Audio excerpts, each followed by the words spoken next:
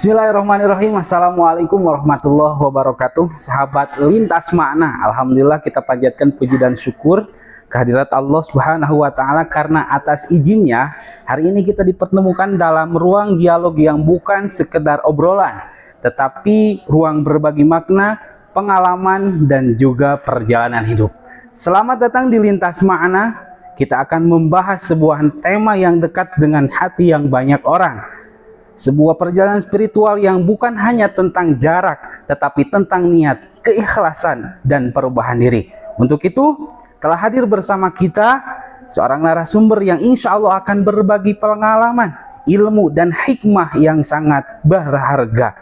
Dengan hormat, mari kita sapa sama Gurunda Kiai Haji Iqbal Sihabuddin. Assalamualaikum, Pak. Waalaikumsalam warahmatullahi wabarakatuh. Namun sebelumnya saya mohon maaf, mau dipanggil A, Ustadz, apa pangar saya? Untuk panggilan bebas lah. Oh, bebas Allah. Yang penting asal jangan dipanggil Tuhan. Jangan dipanggil Kalau Tuhan. dipanggil Tuhan, podcast ini selesai sampai hari ini. Karena banyak hater-hater ya. Ya, insya Allah. Baik, selamat datang di podcast Lintas Makna ini. Alhamdulillah telah bisa meluangkan waktu hadir bersama podcast Lintas Makna. Tentunya bersama saya pribadi yang ditunjuk sebagai MC-nya. Alhamdulillah. Kita dipertemukan oleh Allah Subhanahu wa taala di forum yang mulia ini. Mudah-mudahan forum ini adalah menjadi forum berbagi keilmuan, berbagi kemanfaatan. Ya, amin amin ya Allah ya robbal alamin. Baik, Kak. Sebenarnya kita mengambil tema dengan tema umroh. Bagaimana cara memandang niat umroh yang tidak sepenuhnya ideal? Karena ada yang berangkat umroh ingin lebih dekat kepada Allah, tetapi di saat yang sama juga dorongan lain ingin menenangkan hati, ingin terlihat, ingin diakui, bahkan sekedar ingin ikut arus karena orang-orang telah melaksanakan berangkat umroh. Ini bukan hal yang asing dan hampir pasti pernah dialami oleh setiap banyak orang. Bahkan dalam perjalanan beberapa kisah mengatakan ada orang yang awalnya berangkat umroh dengan niat yang biasa saja, tapi justru di tanah suci hatinya berubah menjadi niat yang baik. Di sisi lain ada juga sejak awal niatnya sudah sangat tinggi, tapi justru merasa ibadahnya hambar ketika sampai di sana. Mungkin sebenarnya bagaimana cara memandang niat umroh yang tidak sepenuhnya ideal seperti ini? Berbicara tentang umroh itu diambil dari kata i'tamaro. Umroh itu secara bahasa, secara etimologi itu artinya berziarah. Artinya berziarah kemanapun itu bisa dikatakan umroh. Berziarah. Kalau menurut istilah, menurut terminologi, umroh itu adalah perjalanan suci menuju ke Baitullah, menunaikan syarat, rukun, dan menjaga semua yang diharamkan ketika melaksanakan ibadah umroh. Ada satu panduan yang harus kita pahami di dalam Al-Quran. Allah jelaskan di dalam Al-Baqarah 196, wa atimul hajja wal umrota lillah. Sempurnakanlah ibadah haji dan ibadah umroh lillah, untuk Allah. Untuk Allah. Jadi tidak untuk siapapun. Artinya sebelum perjalanan umroh itu adalah penting niat itu diluruskan. Ya. Penting hati ini dibangun, diluruskan. Makanya ada ritual-ritual, kebiasaan-kebiasaan orang-orang kampung itu adalah sebelum berangkat ibadah umroh itu ada manasik umroh. Itu adalah cara bagaimana melaksanakan ibadah umroh itu sempurna. Dan dia walimah safar. Artinya dia berbagi kebahagiaan dan sekaligus saling minta maaf dengan keluarga orang terdekat. Kenapa? Sebab perjalanan umroh itu adalah perjalanan panjang yang mungkin di tengah perjalanan itu bisa berubah. Niatnya awalnya bagus, tapi di ujungnya itu jadi kurang bagus. Ataupun ada yang di awalnya itu kurang bagus, tapi karena melihat situasi, kondisi, dan dorongan keadaan di Mekah, maka niatnya itu bagus. Ini penting niat itu diluruskan. Nah, kalau sebenarnya dari awal perjalanan itu sebenarnya bukan niat, karena niat itu kan muktaronan bifilihi. Ya. Itu niat itu harus sesuai pas dengan melakukan ibadah umroh itu sendiri. Artinya orang mengatakan itu niat, sebenarnya itu bukan niat, itu azaman yang paling dalam bahwa perjalanan suci ini untuk menemui tempat yang suci, untuk mengabdikan ke zat yang suci itu harus diluruskan terlebih dahulu. Kalau fenomena kejadian seperti itu hal yang wajar, banyak terjadi. Tapi yang penting kita pegang dari awal niatnya baik, di tengah perjalanan kita jaga, nanti di pas pelaksanaan ibadah umrohnya kita semakin menjaga, karena nanti ada pembimbingan yang selalu mengingatkan, Kalau niat umrohnya itu sendiri sebenarnya nawaitul umrota wa ahramtu biha lillahi ta'ala, itu dilakukannya di mikot, artinya tempat berniat ibadah umroh itu sendiri. Itu mungkin yang bisa digambarkan itu secara garis besarnya. Garis besar berarti bukan niat yang sebetulnya niat melaksanakan umroh ya? Ya. Karena niat melaksanakan umroh ketika waktu akan melaksanakan umrohnya. Ya. Jadi, namun di sini ada yang berkata, ada dalam satu kisah, ada orang yang niat umrohnya itu ingin ibadah, tapi juga ada rasa ingin dipuji dan dihargai. Apakah kondisi ini yang bercampuran seperti ini masih wajar dalam ibadah atau tidak? Nah, itu sebenarnya kepintaran setan. Kepintaran setan. Itu kepintaran setan. Tapi Imam Al-Ghazali mengatakan kalau niat ikhlas itu kalau tidak bisa di awal atau di tengah, itu bisa di ujung. Jadi diluruskan itu di ujung, itu kan? Karena setiap orang itu kan tipenya beda-beda, kemampuannya itu beda-beda, itu kan? Awalnya emang lurus, tapi di tengah, di perjalanan, bahkan ada orang yang mengatakan bahwa kalau sudah umroh itu pede, ya, menjadi imam pede, hidup di masyarakat pede, itu kan? Mungkin kerikil-kerikil itu bisa saja terjadi, tapi insya Allah kalau dengan azaman yang kuat, insya Allah niat itu bisa diluruskan, gitu kan? Ya. Namun ada sebaliknya, ada juga kisah orang yang sebelumnya berangkat umroh niatnya biasa saja, tapi justru ketika sampai di tanah suci, yang tadinya emang niat itu karena ingin melaksanakan umroh karena Allah, tetapi hatinya tersentuh dengan hati niatnya yang berubah-berubah, itu gimana? Ya kadang-kadang pansos gitu kan. Kalau fenomena umroh sekarang dengan fenomena umroh di zaman dulu, itu esensinya sama, ya, tapi embel-embelnya yang berbeda, itu kan? Esensinya sama, untuk mengabdikan diri kepada Allah Subhanahu Wa Taala. Tapi kan hari ini umroh itu perjalanan religi, orang ingin berkembang dalam perjalanannya. Ya. Makanya ada pernak-pernik. Makanya si travel itu menyediakan, terkadang ada foto-foto, terkadang ada belanja, terkadang ada kegiatan-kegiatan ziarah yang lain. Sebenarnya intinya umroh itu adalah beribadah di Masjidil Haram sesuai dengan rukun umroh itu sendiri. Yang pertama adalah niat ihram di mikot, yang kedua adalah tawaf, yang ketiga adalah sa'i, yang keempat adalah tahallul. Itu secara tertib beres dilaksanakan. Secara hukum fikih itu sudah selesai. Asal sempurna melaksanakan yang rukun itu, selepasnya kita serahkan kepada Allah Subhanahu Wa Taala. Kita kan tidak tahu mana yang diterima, mana yang tidak diterima. Makanya penting kita manasik untuk bisa menyempurnakan niat itu. Yang kedua, penting bimbingan pengapingan di dalam ibadah umroh. Makanya ibadah umroh mandiri itu adalah, mungkin ibadah umroh mandiri lebih kurang kosnya, biayanya lebih kurang, tapi lebih rentan kesempurnaannya. Karena seorang pembimbing yang baik itu adalah pembimbing yang bisa mengantarkan si jemaahnya itu adalah menuju kepada Allah Subhanahu Wa Taala, minimal sesuai dengan syarat dan ketentuan menurut ilmu fikih. Itu yang penting kita harapkan. Dan kalau niat ada yang rubah-rubah sedikit, ingat bahwa orang yang berangkat umroh, pulang umroh lagi ke Indonesia, tidak ada panggilan Pak Umroh, nggak ada. Kalau Pak Haji itu ada panggilan, ada Pak Haji. Kalau Pak Umroh nggak ada. Pak Umroh atau Bu Umroh itu nggak ada. Makanya niat-niat yang menyimpang itu diusahakan supaya hilang.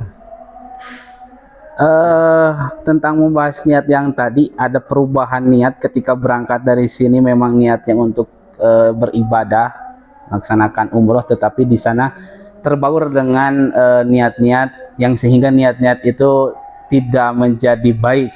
Nah, yang menjadi pemicu ketika melaksanakan umroh menjadi niat itu berubah, itu yang signifikan apa itu?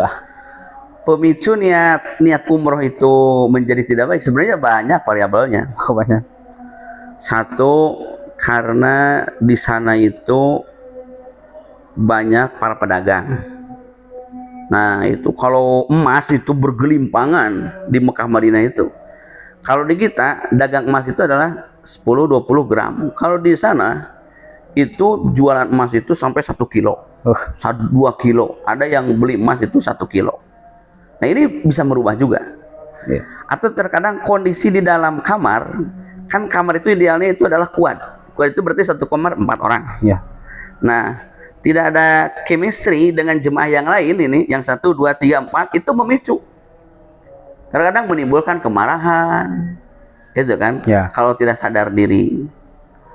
Atau kita satu rombongan nih, satu rombongan susah untuk dikondisikan. Maka terkadang niat yang lurus itu bisa berubah karena tidak ada chemistry di antara kelompok jemaah tersebut. Kalau kita berangkat 40 nih. Nah, tapi itu semua itu kembali lagi adalah penanggung jawabnya adalah seorang pembimbing. Bagaimana lihainya seorang pembimbing, bagaimana pintar dan keahlian seorang pembimbing yang penuh dengan kesabaran, ketekunan, supaya benar-benar bisa mengantarkan jemaah itu menuju kepada Allah Subhanahu wa Ta'ala. Begitu ya. Nah, ini sering niat dan ekspektasi. Sering kita niat umroh juga dibarengi dengan banyak harapan, ingin tenang, ingin berubah, ingin masalah selesai dan lain sebagainya. Apakah harapan seperti ini perlu dibatasi agar tidak mengganggu niat? Ini kan ada dua ini. Kalau di Mekah Madinah itu kan tanah haram. Tanah haram. Artinya haram itu adalah mulia. Bagaimana ini dengan arak? Kan arak juga haram. Ya. Berarti arak mulia. Nah, cara memanennya berbeda.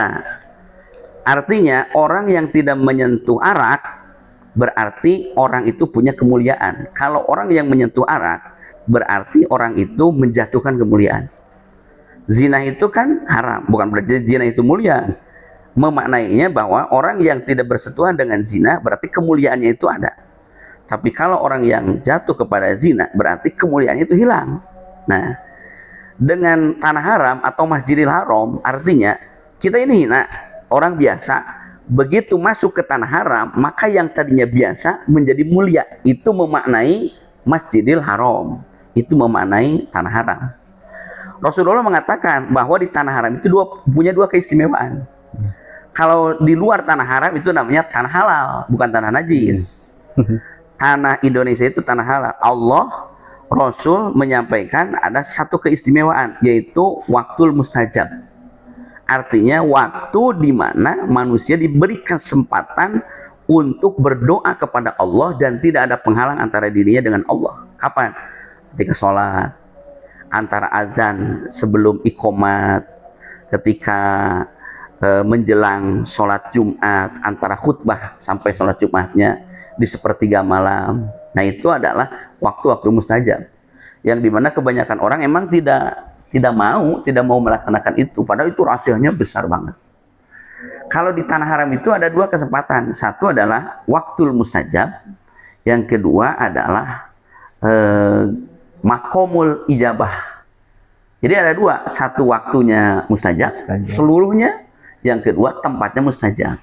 Makanya ada tempat-tempat spesial, seperti di mana kalau di Madinah itu ada tempat yang spesial, yaitu Raudhah namanya. Ma baina qabri wa mimbari raudhatu min riyadil jannah. Itu adalah kata Rasulullah, antara kuburanku dengan mimbarku adalah taman-taman surga. Maka di situ diburu orang-orang karena ingin berdoa kepada Allah di tempat yang paling mustajab. Artinya kalau punya ekspektasi tinggi kita meminta kepada Allah di tempat mustajab atau di Mekah Madinah, itu tidak salah juga. Ya. Tapi kalaupun di luar Mekah Madinah kita meminta kepada Allah, itu baik juga, gitu kan.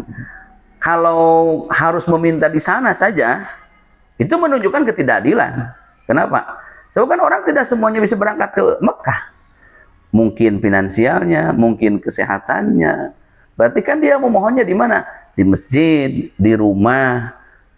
Kalaupun dia punya ekspektasi yang sangat tinggi, itu boleh-boleh saja, gitu kan. Dan Rasul mengajarkan doa itu ya terukur. Doa itu harus terukur. Ya. Jangan melampaui kekuasaan adat atau pola pikir kita. Ya Allah, aku meminta langit untuk dijatuhkan. Nah, itu kan melampaui. Ya Allah, aku ingin ini melampaui. Artinya doa itu yang di nalar kita itu mampu. Makanya ada cara doa, jangan terlalu simpel, jangan terlalu panjang. Gitu kan. Jangan terlalu simpel, jangan terlalu panjang. Ya Allah, kau tahu segala isi hatiku. Ijabah. Udah gitu, itu terlalu simpel. Nanti, ya Allah, kalau engkau mau ijabah, ya ijabah. Kalau nggak mau, ya nggak mau. Nah, itu kan terlalu simpel. Gitu kan, nggak gitu juga kalau berdoa. Atau terlalu panjang.